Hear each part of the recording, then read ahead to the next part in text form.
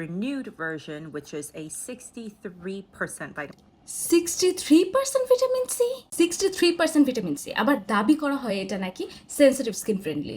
কিভাবে? সাধারণত আমরা ভিটামিন সি বলতে বুঝি আসলে এল-অ্যাসকর্বিক অ্যাসিড, যেটা খুবই শক্তিশালী কিন্তু একই সাথে সেন্সিটাইজিংও বটে। সে এল-অ্যাসকর্বিক অ্যাসিড কখনোই 63% কোনো প্রোডাক্টে থাকবে না। এমনকি 20% এল-অ্যাসকর্বিক অ্যাসিড আছে এমন প্রোডাক্টই কিন্তু সেন্সিটিভ স্কিনের জন্য বেশি ইরিটেটিং হতে পারে। কারণ এল-অ্যাসকর্বিক অ্যাসিডের যে অল্টারনেটিভগুলো আছে সেগুলো হয়তো বা তার মতন এতটা পাওয়ারফুল না বা এত কার্যকর না, কিন্তু একই সাথে সেগুলো সেন্সিটিভ স্কিন ফ্রেন্ডলি এবং যারা বিগিনার একদম নতুন শুরু করতে যাচ্ছেন ভিটামিন সি তাদের জন্য বেশি মানানসই। ভিটামিন সি হিসেবে আছে এই হিপোপেরামিনয়েডস ওয়াটার, যেটা হলো মূলত একটি খুবই চমৎকার ন্যাচারাল সোর্স বিভিন্ন অ্যান্টিঅক্সিডেন্টের, এবং সেই অ্যান্টিঅক্সিডেন্টগুলোর মধ্যে একটি হলো ভিটামিন সি। এই উপাদানটির উপরে আমি কয়েকটি রিসার্চ পেপার পেয়েছি যেগুলো মোটামুটি বেশ প্রমিজিং ছিল। শুধুমাত্র ন্যাচারাল ভিটামিন সি আছে সেটা না, এর পাশাপাশি আছে ট্রানএক্সামিক অ্যাসিড সহ আরও কিছু চমৎকার উপাদান। আর সকালবেলা স্কিন কেয়ার রুটিনে আমি খুব সিম্পল রুটিন রাখতে পছন্দ করি, অর্থাৎ এরকম একটি প্রোডাক্ট যাতে অনেক অনেক অ্যান্টিঅক্সিডেন্ট আছে এবং এটার সাথে জাস্ট সানস্ক্রিন, খুবই লাইট ওয়েট, একদমই ভারী মনে হয় না